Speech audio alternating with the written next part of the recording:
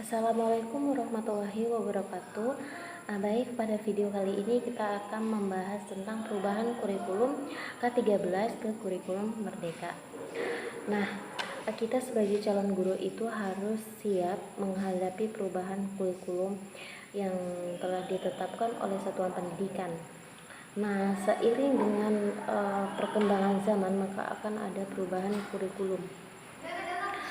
Nah, perubahan kurikulum di Indonesia ini merupakan salah satu perubahan yang cukup besar dalam dunia pendidikan.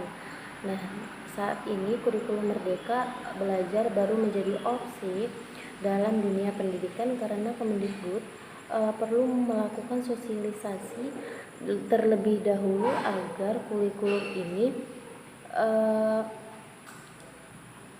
menjadi kurikulum yang nasional, sehingga kurikulum Merdeka Belajar ini tidak wajib diterapkan di sekolah.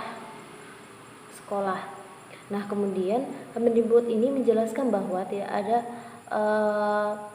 kriteria khusus bagi satuan pendidikan yang ingin menerapkan kurikulum ini, berbeda dengan kurikulum K13.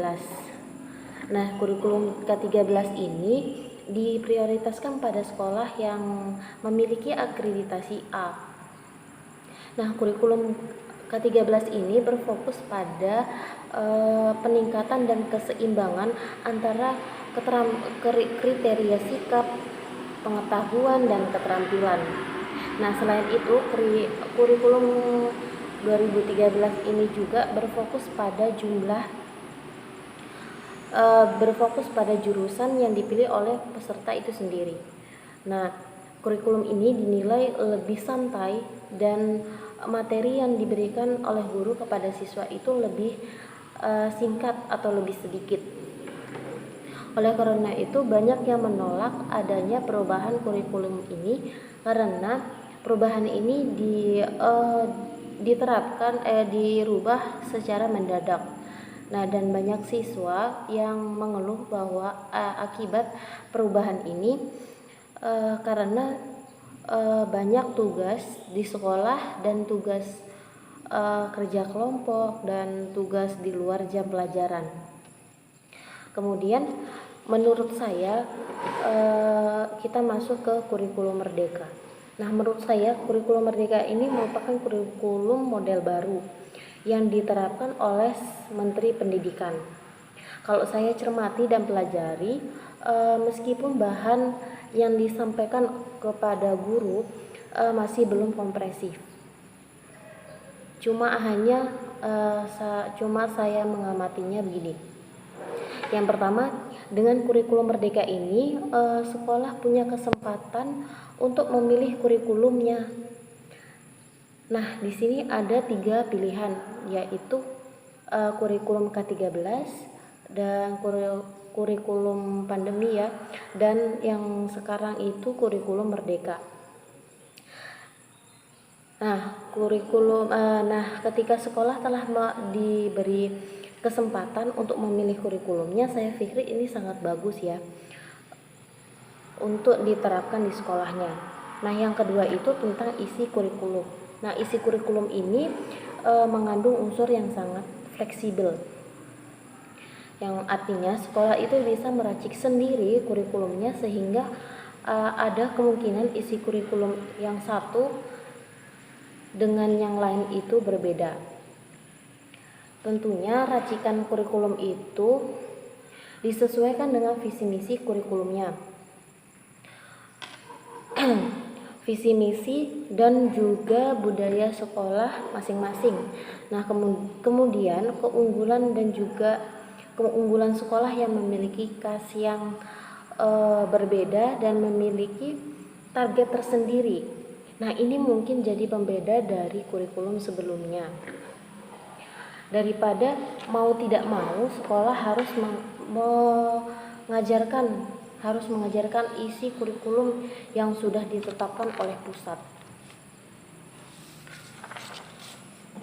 Nah,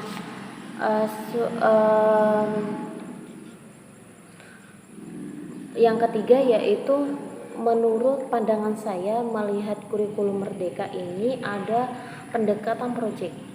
Nah, ini memang ada batasan minimalnya untuk proyek satu semester itu minimal satu proyek. Jadi menurut saya ketika ada kurikulum yang pendekatannya menggunakan proyek, maka ini bagus untuk siswa. Kenapa? Karena dengan pendekatan proyek itu bagi siswa akhirnya sekolah itu bermakna, belajar itu lebih bermakna, nggak itu saja. Karena ada proyek yang harus dibuat, yang harus diselesaikan. Proyek ini bisa menyelesaikan masalah apa saja sesuai dengan bidangnya. Nah, kalau mata pelajaran itu sendiri yang seperti sekarang saya pikir itu siswa merasa kesulitan. Jadi siswa itu tidak merasakan bermakna dalam pembelajarannya. Tapi kalau banyak proyek itu juga luar biasa. Hanya saja jumlah atau kualitas proyeknya kalau menurut saya minimal satu semester itu satu proyek itu kurang ya.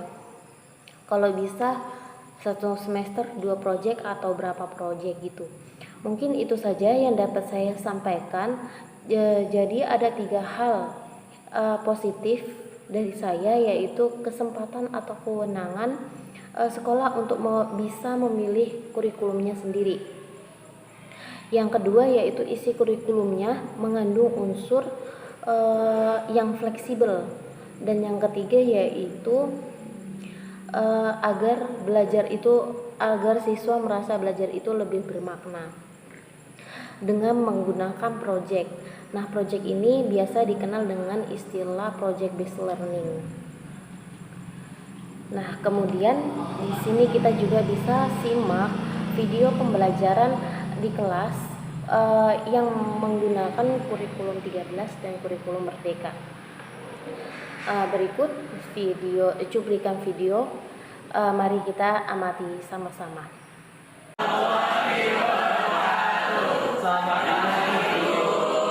Bagaimana kabarnya hari ini?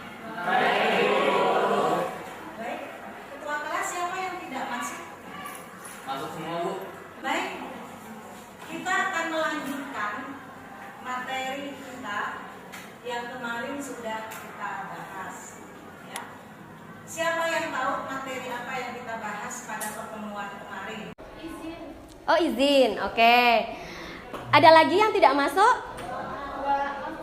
Masuk semua. Sebelum memulai pembelajaran Bahasa Indonesia pada pagi hari ini, Ibu akan memberikan pembelajaran mengenai teks cerita inspiratif. Nah, nanti kalian akan menelaah struktur teks cerita inspiratif. Oke, sebelum memulai pembelajaran, biar kita lebih rileks dan semangat, kita games terlebih dahulu ya. Setuju? Oke. Jadi nanti gamesnya seperti ini. Kalian mengikuti instruksi atau suara dari ibu. Rambut ya yang dipegang rambut, tapi jangan mengikuti gerakan ibu. Paham? Silakan berdiri semuanya. Oke. Siap ya? Hidung, alis, mulut. Oke. Pipi, jidat. Mbaknya salah tadi, jidat malah sini. Ayo silakan mbaknya maju. Yang lain silakan duduk kembali. Oke. Hari ini kita akan belajar apa, Mbak? Menelaah struktur teks cerita inspiratif. Oke, menelaah struktur teks cerita inspiratif. Coba sebutkan struktur teks cerita inspiratif apa saja yang kamu ketahui. Orientasi. Orientasi. Komplikasi. Komplikasi. Koda. Benar tidak anak-anak? Benar. Oke, tepuk tangan untuk kalian semua. Sangat semangat. Nah, hari ini seperti yang teman kalian sudah katakan tadi, ada 5 struktur teks cerita inspiratif. Demikian cuplikan video pembelajaran di kelas yang menggunakan kurikulum K13 dan kurikulum Merdeka. Mungkin itu saja yang dapat saya sampaikan. Semoga video ini bermanfaat bagi kalian dan teman-teman. Wassalamualaikum warahmatullahi wabarakatuh.